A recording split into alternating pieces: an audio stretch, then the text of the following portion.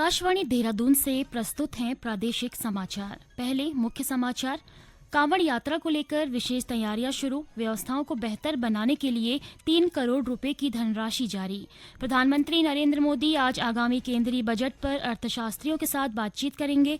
बद्रीनाथ विधानसभा seat पर 49.8% और Manglaur seat पर 68.24% मतदान हुआ। और टिहरी, पौड़ी, देहरादून, हरिद्वार, चंपावत, नैनीताल और उधमसिंह नगर जिले में कल भारी बारिश का ऑरेंज अलर्ट। नमस्कार, दोपहर समाचारों के साथ मैं रेनू प्रीति और अब समाचार विस्तार से। कांवड़ यात्रा की व्यवस्थाओं को बेहतर बनाने के लिए 3 करोड़ रुपए की धनराशि हरिद्वार जिला प्रशासन को उपलब्ध करा दी गई है। इस संबंध में अपर सचिव शहरी विकास नितिन भदौरिया ने हरिद्वार के जिलाधिकारी से कहा कि कांवड़ मेला 2024 की व्यवस्थाओं के लिए विभिन्न विभागों से प्राप्त धनराशि की मांग के सापेक्ष धनराशि वित्तीय नियमों के अंतर्गत ही खर्च की जाए। गौरतलब है कि मुख्यमंत्री पुष्कर सिंह धामी ने कांवड़ यात्रा की व्यवस्थाओं को सुव्यवस्थित ढंग से संचालित करने के निर्देश अधिकारियों को दिए हैं। कांवड़ यात्रा को लेकर सुरक्षा तैयारियों पर पुलिस महानिदेशक अभिनव कुमार ने बताया कि इस वर्ष कांवड़ यात्रा 22 जुलाई से 2 अगस्त तक चलेगी। उन्होंने बताया कि मेले के दौरान सुरक्षा, कानून व्यवस्था और यातायात पुलिस के लिए एक महत्वपूर्ण चुनौती है। उन्होंने बताया कि इस वर्ष बेहतर कांवड़ यात्रा प्रबंधन के लिए ड्रोन का उपयोग करने का प्रयास किया जाएगा।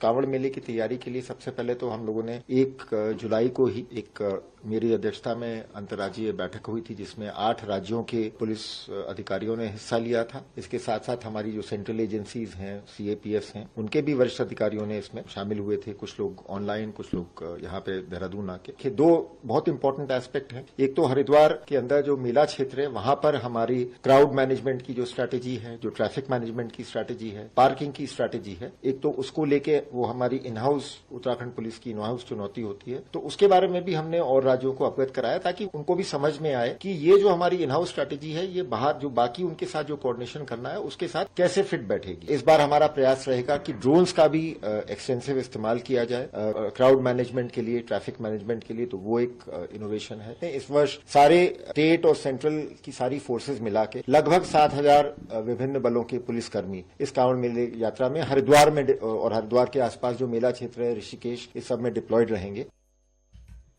उत्तरकाशी पुलिस ने आगामी कांवड़ यात्रा को लेकर विशेष तैयारियां शुरू कर दी हैं। इस वर्ष कांवड़ यात्रा को जिले में चिन्यालीस और नगुड़ बैरियर से लेकर गंगोत्री धाम तक 5 जोन में बांटा गया है। पुलिस अधीक्षक अर्पण यदुवंशी ने कांवड़ यात्रा को लेकर संबंधित सभी थानाध्यक्षों सहित स्थानीय अभिसूचना इकाई के कर्मियों की बैठक ली। उन्होंने कहा कि कांवड़ मार्ग पर ट्रैफिक सहित अन्य व्यवस्थाओं को लेकर निरीक्षक पद के अधिकारी जिम्मेदारी संभालेंगे। जहां पर निरीक्षक पद के अधिकारी नहीं होंगे, वहां पर वरिष्ठ उप निरीक्षक पद के पुलिस अधिकारी तैनात रहेंगे। उन्होंने बताया कि जहां पर भी भंडारों का आयोजन होता है, वहां पर काम करने वाले लोगों का लगातार सत्यापन किया जाएगा। पुलिस अधीक्षक ने कहा कि कांवड़ यात्रा के दौरान ध्वनि प्रदूषण रोकने के लिए अभियान चलाया जाएगा। प्रधानमंत्री नरेंद्र मोदी आज नई दिल्ली में प्रसिद्ध अर्थशास्त्रियों के साथ विचार विमर्श करेंगे। वे आगामी केंद्रीय बजट के लिए उनके विचार और सुझाव लेंगे। इस बैठक में अर्थशास्त्रियों के अलावा विभिन्न क्षेत्रों के विशेषज्ञ भागीदारी करेंगे। इस बैठक में नीति आयोग के उपाध्यक्ष सुमन बेरी और अन्य सदस्य भी शामिल होंगे। संसद का बजट सत्र इस महीने की 22 तारीख को शुरू होगा। 23वें वित्त मंत्री निर्मला सीतारमण लोकसभा में केंद्रीय बजट 2024-25 पेश करेंगी। राष्ट्रपति द्रौपदी मुर्मू ने कहा कि ये बजट भविष्य को ध्यान में रखते हुए सरकार की दूरगामी नीतियों का एक प्रभावी दस्तावेज होगा। उन्होंने कहा कि इस बजट में प्रमुख आर्थिक और सामाजिक सरोकारों के साथ कई ऐतिहासिक कदम भी देखने को मिलेंगे।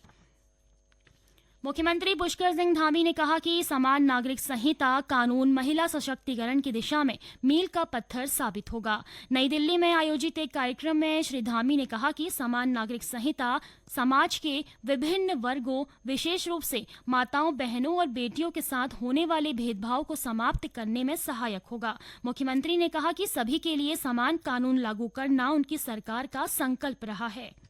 ये समाचार आकाशवाणी के देहरादून केंद्र से प्रसारित किए जा रहे हैं। ताजा समाचार के लिए आप हमारे सोशल मीडिया एक्स व Facebook page Akashvani news Uttarakhand को फॉलो कर सकते हैं। साथ ही ये समाचार हमारे YouTube channel Akashvani news Uttarakhand पर भी उपलब्ध हैं। बद्रीनाथ और मंगलौर सीट पर उम्मीदवारों का भाग्य ईवीएम में कैद हो गया है। बद्रीनाथ सीट पर 49.8% और मंगलौर सीट पर 68.24% मतदान दर्ज किया गया। बद्रीनाथ सीट से 4 और मंगलौर सीट से 6 प्रत्याशी उपचुनाव में अपनी दावेदारी पेश कर रहे हैं। इस वर्ष मार्च में कांग्रेस विधायक राजेंद्र भंडारी के इस्तीफा देने और भाजपा में शामिल होने के बाद बद्रीनाथ विधानसभा सीट खाली हो गई थी, तो वहीं पिछले साल अक्टूबर में बसपा विधायक सरवत करीम अंसारी के निधन के बाद मंगलौर सीट खाली है। राज्य के विभिन्न हिस्सों में कल बारिश की संभावना है। मौसम विभाग ने टिहरी, पौड़ी, देहरादून, हरिद्वार, चंपावत, नैनीताल और उधम सिंह नगर जिले में कल कहीं कहीं भारी से बहुत भारी बारिश का ऑरेंज अलर्ट जारी किया है। उधर उधम सिंह नगर जिले में 7 और 8 जुलाई को भारी बारिश के बाद से खटीमा, सितारगंज और किच्छा तहसील के 108 परिवार के 470 लोगों को राहत शिविरों में ठहराया गया है। तो वहीं चमोली जिले में कल पाताल गंगा के पास अवरुद्ध बद्रीनाथ राष्ट्रीय मार्ग को आवाजाही के लिए सुचारू कर दिया गया है, लेकिन ये राष्ट्रीय राजमार्ग जोशीमठ के पास अभी भी अवरुद्ध है। सड़क खोलने के प्रयास किए जा रहे हैं। हरेला को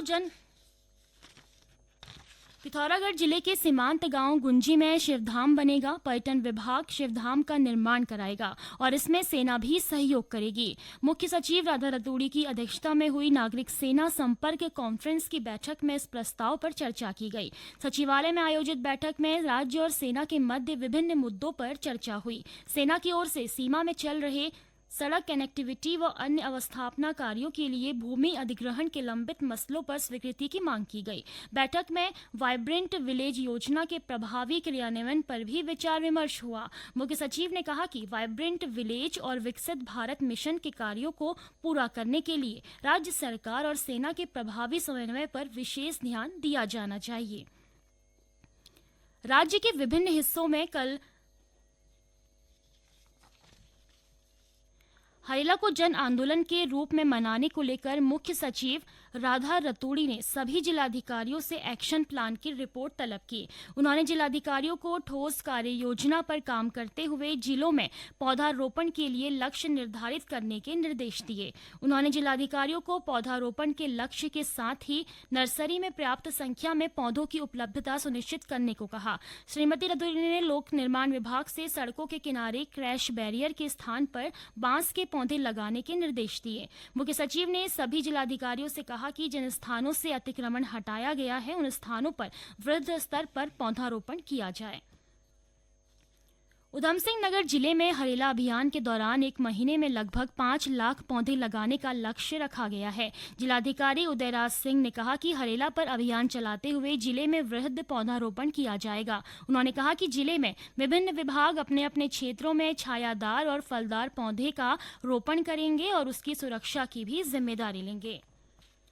उत्तराखंड लोक सेवा आयोग की 14 जुलाई को होने वाली पीसीएस प्रारंभिक परीक्षा को लेकर मुख्य सचिव राधा रतूड़ी ने सख्त दिशा निर्देश जारी किए हैं। उन्होंने कहा कि संवेदनशील परीक्षा केंद्रों का चिन्हीकरण करके उनकी अलग से निगरानी की जाए। उन्होंने परीक्षा में तैनात सभी अधिकारियों और जिले के सभी परीक्षा केंद्रों के केंद्र पर्यवेक्षकों की परीक्षा से 2 दिन पूर्व ब्रीफिंग करने को कहा है। अल्मोड़ा जिले में वीरचंद्र सिंह गढ़वाली पर्यटन स्वरोजगार योजना और दीनदयाल उपाध्याय अतिथि गृह आवास योजना के आवेदकों का जिला स्तरीय चयन समिति ने साक्षात्कार लिया। जिलाधिकारी विनीत तोमर ने 55 आवेदकों को स्वरोजगार शुरू करने के लिए ऋण देने की अनुमति दी। जिलाधिकारी ने कहा कि जिस कार्य के लिए ऋण स्वीकृत किया जाएगा उस धनराशि से कोई अन्य काम शुरू नहीं किया जा सकता। उन्होंने कहा कि इस योजना से स्वरोजगार को बढ़ावा मिलेगा और पर्यटन की गतिविधि को बढ़ाने में मदद मिलेगी। अंत में मुख्य समाचार एक बार फिर। कांवड़ यात्रा को लेकर विशेष तैयारियां शुरू, व्यवस्थाओं को बेहतर बनाने के लिए 3 करोड़ रुपए की धनराशि जारी। प्रधानमंत्री नरेंद्र मोदी आज आगामी केंद्रीय बजट पर अर्थशास्त्रियों के साथ बातचीत करेंगे। बद्रीनाथ विधानसभा सीट पर 49.8% और मंगलौर सीट पर 68.24% मतदान हुआ और टिहरी, पौड़ी, देहरादून, हरिद्वार, चंपावत, नैनीताल और उधमसिंह नगर जिले में कल भारी बारिश का ऑरेंज अलर्ट। इसके साथ ही प्रादेशिक समाचार का ये बुलेटिन समाप्त हुआ। नमस्कार।